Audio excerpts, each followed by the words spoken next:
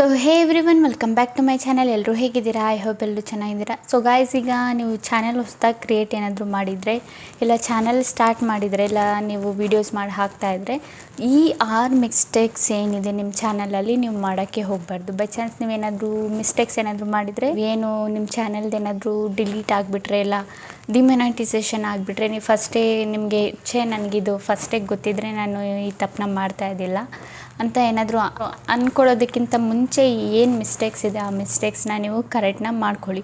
ಓಕೆನಾ? ವೀಡಿಯೋಸ್ನ ಮಾಡಿ ಹಾಕ್ತಾಯಿದ್ರೆ ಸೊ ಈ ವಿಡಿಯೋನ ಲಾಸ್ಟ್ವರೆಗೂ ಎಂಡ್ವರೆಗೂ ನೋಡಿ. ಓಕೆನಾ ಗೈಸ್? ಸೊ ಬನ್ನಿ ಗೈಸ್, ಸ್ವಲ್ಪನೂ ಟೈಮ್ ವೇಸ್ಟ್ ಮಾಡಿದೆ ವಿಡಿಯೋನ ಸ್ಟಾರ್ಟ್ ಮಾಡೋಣ.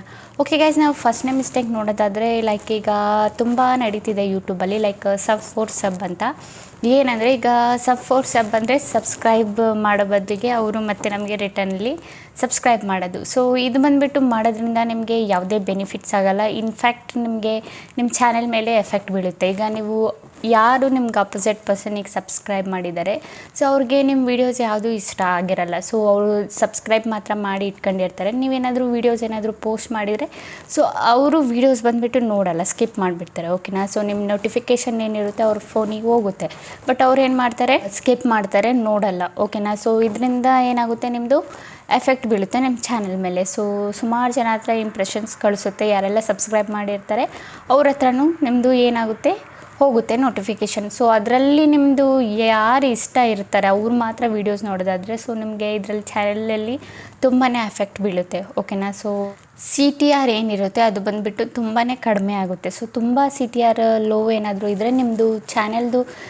ಏನು ರೀಚ್ ಇರುತ್ತೆ ಅದು ಬಂದುಬಿಟ್ಟು ಡೌನ್ ಆಗುತ್ತೆ. ಜಾಸ್ತಿ ಜನ ಹತ್ರ ಯೂಟ್ಯೂಬ್ ಬಂದುಬಿಟ್ಟು ಪ್ರಮೋಟ್ ಮಾಡಲ್ಲ ನಿಮ್ಮ ವೀಡಿಯೋಸ್ಗೆ. CTR ಏನಾದರೂ ಕಮ್ಮಿ ಬಂದರೆ.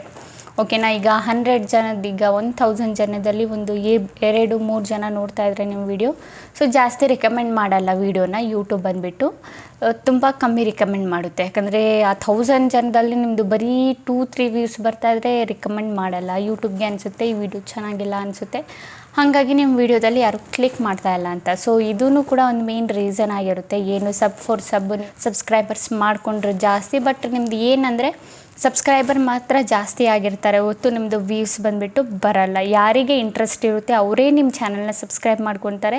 ಆ್ಯಂಡ್ ನಿಮ್ಮ ಕ್ಯಾಟಗರಿ ಯಾವುದ್ರಲ್ಲಿದೆ ಅವರು ಅದರಲ್ಲಿ ಇಂಟ್ರೆಸ್ಟೆಡ್ ಇದ್ದರೆ ಅವರೇ ಸಬ್ಸ್ಕ್ರೈಬ್ ಮಾಡ್ಕೊತಾರೆ. ನೀವು ಹೋಗಿ ಕೇಳಿಬಿಟ್ಟು ಸಬ್ಸ್ಕ್ರೈಬ್ ಮಾಡಿ ಅಂತ ಕೇಳಿಬಿಟ್ಟು ನೀವು ಸಬ್ಸ್ಕ್ರೈಬರ್ನ ಪಡ್ಕೊಳ್ಳೋ ಅವಶ್ಯಕತೆ ಇರಲ್ಲ. ಬೈ ಚಾನ್ಸ್ ಪಡ್ಕೊಂಡ್ರು ನಿಮ್ಮದು ಏನು ಬರೀ ಸಬ್ಸ್ಕ್ರೈಬರ್ ಮಾತ್ರ ಜಾಸ್ತಿ ಆಗ್ತಿದೆ, ನೀವು ಜಸ್ಟ್ ನಿಮ್ಮ ಫ್ರೆಂಡ್ಸು ಫ್ಯಾಮಿಲಿ ಅವ್ರಿಗೆಲ್ಲ ಹೇಳಿಬಿಟ್ಟು ಶೋ ಅಪ್ ಮಾಡ್ಬೋದು ಅಷ್ಟೇ. ಓಕೆನಾ ಗೈಸ್? ಇದೊಂದು ಮಿಸ್ಟೇಕು. ಸೊ ಎರಡನೇ ಮಿಸ್ಟೇಕ್ ಬಂದುಬಿಟ್ಟು ನಿಮ್ಮದು ಚಾನೆಲ್ದು ಲೋಗೋ ಆ್ಯಂಡ್ ನೇಮ್ ಏನಿರುತ್ತೆ ಅದನ್ನು ಚೇಂಜ್ ಮಾಡ್ತಾ ಇರೋದು ಆಗಾಗ.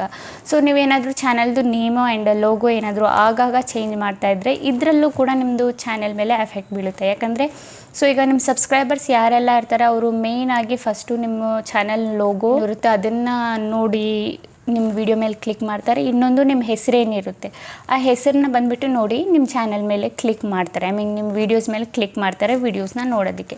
ಸೊ ನೀವು ಬೈ ಚಾನ್ಸ್ ನೀವು ಆಗಾಗ ಚೇಂಜ್ ಮಾಡ್ತಾಯಿದ್ರೆ ಹೆಸರು ಆ್ಯಂಡ್ ಲೋಗೋ, ಸೊ ಗೊತ್ತಾಗಲ್ಲ ಆಡಿಯನ್ಸ್ಗೆ. ಸೊ ಯಾರೋ ಅಂದ್ಬಿಟ್ಟು ಅವ್ರು ಏನು ಮಾಡ್ತಾರೆ, ನಿಮ್ಮ ವೀಡಿಯೋನ ಸ್ಕಿಪ್ ಮಾಡಿಬಿಟ್ಟು ಹೋಗ್ತಾರೆ. ಸೊ ಇದರಿಂದನೂ ಏನಾಗುತ್ತೆ, ನಿಮ್ಮ CTR ಲೋ ಬರುತ್ತೆ. ಇಂಪ್ರೆಷನ್ ಕ್ಲಿಕ್ ಥ್ರೂ ರೇಟ್ ಏನಿರುತ್ತೆ ಅದು ಬಂದುಬಿಟ್ಟು ಏನಾಗುತ್ತೆ, ರೀಚ್ ಡೌನ್ ಆಗುತ್ತೆ. ಸೊ ಈ ಕಾರಣದಿಂದನೂ ನಿಮ್ಮ ಚಾನಲ್ ಮೇಲೆ ತುಂಬ ಎಫೆಕ್ಟ್ ಬೀಳುತ್ತೆ. ಸೊ ಯಾರೂ ಬಂದುಬಿಟ್ಟು ನಿಮ್ಮದು ಚಾನಲ್ ಏನಿರುತ್ತೆ ಅದೊಂದು ಲೋಗೋ ಏನಿರುತ್ತೆ, ನಿಮ್ಮ ಫೋಟೋ ನೀವು ಹಾಕಿರ್ತೀರಲ್ಲ ಅದನ್ನು ಚೇಂಜ್ ಮಾಡೋಕ್ಕೆ ಹೋಗಬೇಡಿ ಆಗಾಗ. ಸೊ ಒಂದು ಸಲ ಫಿಕ್ಸ್ ಮಾಡ್ಕೊಳ್ಳಿ. ಓಕೆನಾ? ನೀವು ಬೇಕಿದ್ರೆ 6 ಮಂತು ಇಲ್ಲ 1 ಇಯರಿಗೆ ಒಂದು ಸಲ ನೀವು ಆ ಥರ ಬೇಕಿದ್ರೆ ಚೇಂಜ್ನ ಮಾಡ್ಕೋದು, ಅದರಲ್ಲಿ ಯಾವುದೇ ಪ್ರಾಬ್ಲಮ್ ಇರಲ್ಲ. ಬಟ್ ನೇಮ್ ಮಾತ್ರ ಪರ್ಮನೆಂಟಾಗಿ ಇಡೋ ಥರ ಒಂದು ಯೂನೀಕ್ ನೇಮ್ನ ಸ್ಟಾರ್ಟಿಂಗಲ್ಲೇ ಸೆಲೆಕ್ಟ್ ಮಾಡಿಕೊಂಡು ಇಟ್ಕೊಳ್ಳಿ. ಆಗಾಗ ನೇಮ್ನ ಚೇಂಜ್ ಮಾಡೋಕ್ಕೆ ಹೋಗಬೇಡಿ. ಬೈ ಚಾನ್ಸ್ ನಿಮಗೆ ಇಷ್ಟ ಆಗಿಲ್ಲ ಈ ನೇಮು ಚೇಂಜ್ ಮಾಡಬೇಕಂದ್ರೆ ಒಂದು 6 ಮಂತ್ವರೆಗೂ ವೆಯ್ಟ್ ಮಾಡಿ, ಆಮೇಲೆ ಬೇಕಿದ್ರೆ ನೀವು ನೇಮ್ನ ಒಂದು ಸಲ ಚೇಂಜ್ನ ಮಾಡ್ಕೋಬೋದು. ಬಟ್ ಆಗಾಗ ಚೇಂಜ್ ಮಾಡೋಕ್ಕೆ ಹೋಗಬೇಡಿ, ಇದು ನಿಮಗೇ ಎಫೆಕ್ಟ್ ಬೀಳೋದು ನಿಮ್ಮ ಚಾನಲ್ ಮೇಲೇ. ಬೈ ಚಾನ್ಸ್ ನೀವು ಲೋಗೋ ಏನಾದರೂ ಚೇಂಜ್ ಮಾಡೋದಾದರೆ ವಾಟ್ಸಪ್ಪಲ್ಲಿ ಹೋಗಿ ಮಾಡ್ಕೊಳ್ಳಿ guys. But WhatsApp, Instagram DP ಏನಿರುತ್ತೆ ಆ್ಯಂಡ್ ನಿಮ್ಮ ಫೇಸ್ಬುಕ್ ಪ್ರೊಫೈಲ್ ಏನಿರುತ್ತೆ ಅಲ್ಲಿ ಬೇಕಿದ್ರೆ ನೀವು ನಿಮ್ಮ ಏನಿರುತ್ತೆ ಪ್ರೊಫೈಲು ಆ್ಯಂಡ್ ಡಿ ಪಿ ಅದೆಲ್ಲ ಚೇಂಜ್ ಮಾಡ್ಕೊಳ್ಳಿ. ಬಟ್ ಯೂಟ್ಯೂಬಲ್ಲಿ ಆ ಥರ ಮಾಡೋಕ್ಕೆ ಹೋಗಬೇಡಿ. ಓಕೆನಾ, ಇದಾಯಿತು ನಮ್ಮದು ಸೆಕೆಂಡ್ನೇ ಮಿಸ್ಟೇಕ್. ಬಟ್ ಥರ್ಡ್ನೇ ಮಿಸ್ಟೇಕಿಗೆ ನಾವು ಬಂದರೆ, ಕೆಲವೊಬ್ರು ಏನು ಮಾಡ್ತಾರೆ, ಅವ್ರದ್ದು ವ್ಯೂಸ್ ಬರ್ತಾ ಇಲ್ಲ ಅಂತ ಏನು ಮಾಡ್ತಾರೆ, ದೊಡ್ಡ ದೊಡ್ಡ ಯೂಟ್ಯೂಬರ್ಸ್ ಯಾರೆಲ್ಲ ಇರ್ತಾರೆ ಅವ್ರ ಕಮೆಂಟಲ್ಲಿ ಹೋಗ್ಬಿಟ್ಟು ಅವ್ರದ್ದು ಲಿಂಕ್ನ ಹಾಕೋದು, ವಿಡಿಯೋ ಲಿಂಕ್ನ. ಸೊ ಫಸ್ಟೆಲ್ಲ ಇದು ಜಾಸ್ತಿ ಮಾಡ್ತಾಯಿದ್ರು. ಸೊ ಈಗ ಯೂಟ್ಯೂಬ್ ಕಮ್ಯುನಿಟಿ ಗೈಡ್ಲೈನ್ಸಿಂದನೂ ಒಂದು ಅಪ್ಡೇಟ್ ಬಂದಿತ್ತು. ಆ ಅಪ್ಡೇಟಲ್ಲಿ ಬಂದುಬಿಟ್ಟು ನೀವು ಯಾವುದೇ ಲಿಂಕ್ ಬಂದುಬಿಟ್ಟು ವಿಡಿಯೋ ಕಮೆಂಟಲ್ಲಿ ಹಾಕುವಾಗಿಲ್ಲ. ಬೈ ಚಾನ್ಸ್ ಹಾಕಿದರೆ ಅವರು ರಿಮೂವ್ನ ಮಾಡ್ತಾರೆ. ಬೈ ಚಾನ್ಸ್ ನೀವು ಲಿಂಕ್ ಏನಾದರೂ ಹಾಕಿದರೆ ಅದು ನೀವು ಯೂಟ್ಯೂಬ್ ಕಮ್ಯುನಿಟಿ ಗೈಡ್ಲೈನ್ಸ್ ಮಾಡೋ ಹಾಗಾಗುತ್ತೆ. ಬಟ್ ಇದನ್ನೆಲ್ಲ ಮಾಡೋಕ್ಕೆ ಹೋಗಬೇಡಿ. ಸೊ ಫಸ್ಟೆಲ್ಲ ಮಾಡ್ತಿದ್ರು ಎಲ್ಲರೂ, ಏನೆಲ್ಲ ಲಿಂಕ್ ಏನಿರ್ತಾ ಇತ್ತು ಅವ್ರದ್ದು ಯೂಟ್ಯೂಬ್ದು, ಅವ್ರದ್ದು ಏನು ವೀಡಿಯೋಸ್ದು ಲಿಂಕ್ ಎಲ್ಲ ಇರ್ತಿತ್ತು, ಫಸ್ಟು ಯೂಟ್ಯೂಬ್ ದೊಡ್ಡ ಯೂಟ್ಯೂಬರ್ ಕಮೆಂಟಲ್ಲೆಲ್ಲ ಲಿಂಕ್ನ ಪೇಸ್ಟ್ ಮಾಡ್ತಾಯಿದ್ರು. ಸೊ ಇದು ಯೂಟ್ಯೂಬಿಗೆ ಗೊತ್ತಾದಾಗಿಂದ ಒಂದು ಹೊಸ ರೂಲ್ಸ್ ನಂದಿದೆ. ಸೊ ಯಾರೂ ಕೂಡ ಯಾವುದೇ ಲಿಂಕ್ ಬಂದುಬಿಟ್ಟು ಕಮೆಂಟಲ್ಲಿ ಹಾಕೋ ಹಾಗಿಲ್ಲ. ಓಕೆನಾ, ಸೊ ಇದೂ ಕೂಡ ಒಂದು ಮಿಸ್ಟೇಕೆ. ಸೊ ಯಾರಿಗೆಲ್ಲ ಗೊತ್ತಿಲ್ಲ ಈ ಮಿಸ್ಟೇಕ್ ಮಾಡಬಾರ್ದಂತ. ಸೊ ಇವತ್ತಿಂದ ಯಾರೂ ಕಮೆಂಟಲ್ಲಿ ಹೋಗಿಬಿಟ್ಟು ಲಿಂಕ್ಗಳನ್ನ ಪೇಸ್ಟ್ ಮಾಡಬೇಡಿ. ನಿಮ್ಮ ವಿಡಿಯೋದು ಏನು ಯೂಟ್ಯೂಬ್ ವೀಡಿಯೋಸ್ ಮಾಡ್ತಿದ್ದೀರಲ್ಲ ಅದರದ್ದು ಲಿಂಕ್ ಪೇಸ್ಟ್ ಮಾಡೋಕ್ಕೆ ಹೋಗಬೇಡಿ.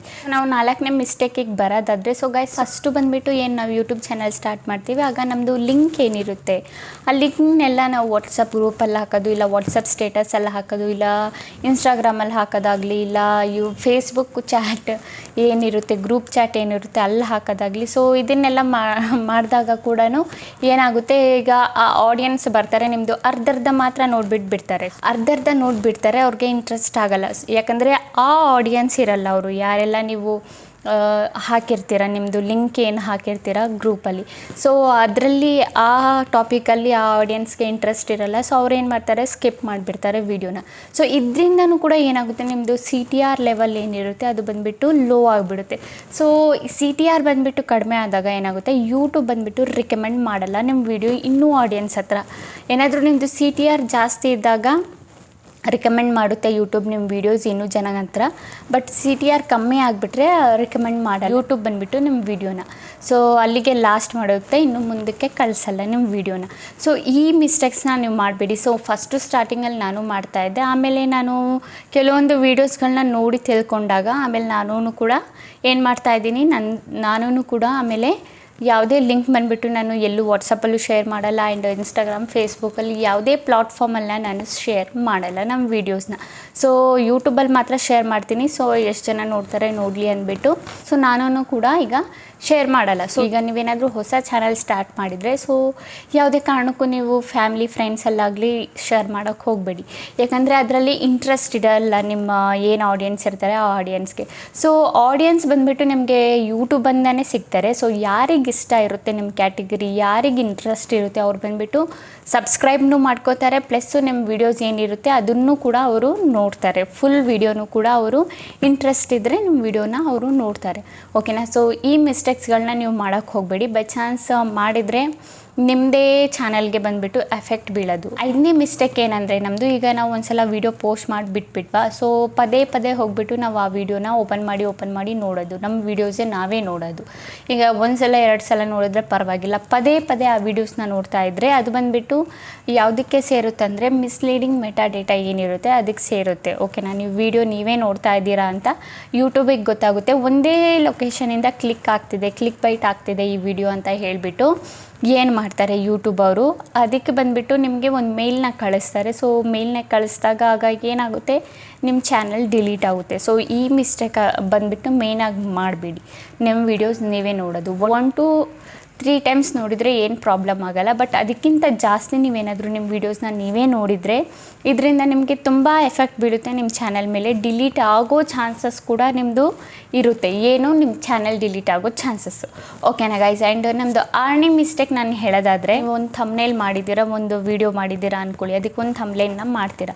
ಸೊ ನಿಮ್ಮದು ವೀಡಿಯೋನೇ ಯಾವುದೋ ಬೇರೆ ಟಾಪಿಕಲ್ಲಿರುತ್ತೆ, ಆ್ಯಂಡ್ ನಿಮ್ಮ ಥಂಬ್ನೇಲೇ ಬೇರೆ ಥರ ಇರುತ್ತೆ. ಲೈಕ್ ಆಡಿಯನ್ಸ್ ಅಟ್ರಾಕ್ಟಿವ್ ಆಗೋ ಥರ ಥಂಬ್ನೇಲ್ ಇರುತ್ತೆ. ಲೈಕ್ ನಿಮ್ಮ ವೀಡಿಯೋನೇ ಯಾವುದೋ ಬೇರೆದಿರುತ್ತೆ, ನಿಮ್ಮ ಥಂಬ್ನೇಲೇ ಬೇರೆ ಥರ ಥಂಬ್ನೇಲ್ ಹಾಕಿರ್ತೀರ. ಸೊ ಇದರಿಂದನೂ ಕೂಡ ನಿಮ್ದು ಏನಾಗುತ್ತೆ, ರೀಚ್ ಬಂದುಬಿಟ್ಟು ಫುಲ್ ಡೌನ್ ಆಗಿಬಿಡುತ್ತೆ. ಓಕೆನಾ. ಸೊ ಅವ್ರು ಕ್ಲಿಕ್ ಮಾಡ್ತಾರೆ ನಿಮ್ಮ ವೀಡಿಯೋದಲ್ಲಿ, ಅವರು ನಿಮ್ಮ ಥಂಬ್ನೇಲ್ ನೋಡಿದಾಗ ಅವ್ರಿಗೆಲ್ಲ ಅಟ್ರಾಕ್ಟಿವ್ ಆಗಿರುತ್ತೆ. ಓ ವೀಡಿಯೋದಲ್ಲಿ ಏನಿರ್ಬೋದು ಅಂತ ಅವರು ಆಡಿಯನ್ಸ್ಗಳು ಕ್ಲಿಕ್ ಮಾಡ್ತಾರೆ. ಅವ್ರು ಕ್ಲಿಕ್ ಮಾಡಿ ನೋಡಿದಾಗ ಆ ವೀಡಿಯೋದಲ್ಲಿ ಅಂಥದ್ದು ಏನೂ ಇರೋದೇ ಇಲ್ಲ. ಸೊ ಅವರು ಸ್ವಲ್ಪ ವೀಡಿಯೋ ನೋಡಿಬಿಟ್ಟೆ ಸ್ಕಿಪ್ ಮಾಡಿಬಿಡ್ತಾರೆ. ಸೊ ಈ ಸ್ಕಿಪ್ ಮಾಡಿದಾಗ ಎಲ್ಲ ಆಡಿಯನ್ಸ್ ಏನಿರುತ್ತೆ, 1000 ಇಂಪ್ರೆಷನ್ ಕಳಿಸಿರುತ್ತೆ ಅಂದ್ಕೊಳ್ಳಿ ಯೂಟ್ಯೂಬ್. ಓಕೆನಾ. ಅದರಲ್ಲಿ ಕ್ಲಿಕ್ ಮಾಡಿಬಿಟ್ಟು ಸ್ವಲ್ಪಕ್ಕೆ ವೀಡಿಯೋ ಸ್ಕಿಪ್ ಮಾಡಿಬಿಟ್ರೆ ಅದರಲ್ಲಿ ಏನಾಗುತ್ತೆ, ನಿಮ್ಮದು CTR ಲೋ ಆಗುತ್ತೆ. ಇದರಿಂದ ಕೂಡ ನಿಮ್ಮದು ಇಂಪ್ರೆಷನ್ಸ್ ಏನಾಗ್ಬಿಡುತ್ತೆ, ಡೌನ್ ಆಗಿಬಿಡುತ್ತೆ. ಸೊ ನೀವು ಏನು ವೀಡಿಯೋ ಮಾಡ್ತಿದ್ದೀರಾ ಅದರದ್ದೇ ಥಂಬ್ನೇಲ್ ಹಾಕೋದು ಮೇಯ್ನಾಗಿ ತುಂಬ ಇಂಪಾರ್ಟೆಂಟ್. ಓಕೆನಾ. ಸೊ ನಿಮ್ಮದು ಟಾಪಿಕೇ ಬೇರೆ ಇದ್ದರೆ, ಥಂಬ್ನೇಲೇ ಬೇರೆ ಇದ್ದರೆ, ಇದು ಬಂದುಬಿಟ್ಟು ನಿಮ್ಮ ಚಾನಲ್ಗೆ ತುಂಬ ಎಫೆಕ್ಟ್ ಬೀಳುತ್ತೆ. ಓಕೆನಾ. ಆ್ಯಂಡ್ ರಿವ್ಯೂಗೆ ಹೋದಾಗೂ ನಿಮ್ಮ ಥಂಬ್ನೇಲು ಮ್ಯಾಟರ್ ಆಗುತ್ತೆ. ಓಕೆನಾ. ಸೊ ಅಲ್ಲಿ ಹುಮೆನ್ ರಿವ್ಯೂ ಆಗುತ್ತೆ. ಎಲ್ಲಿ ನೀವು ರಿವ್ಯೂ ಕಳಿಸ್ತಿರಲ್ಲ, ಮಾನಿಟೈಸೇಷನ್ ಮಾಡಬೇಕಿದ್ರೆ ಅಲ್ಲಿ ಹುಮೆನ್ ರಿವ್ಯೂ ಆಗುತ್ತೆ. ಸೊ ಅಲ್ಲಿ ಕೂಡ ನಿಮಗೆ ಪ್ರಾಬ್ಲಮ್ ಬರೋ ಚಾನ್ಸಸ್ 100% ಇರುತ್ತೆ.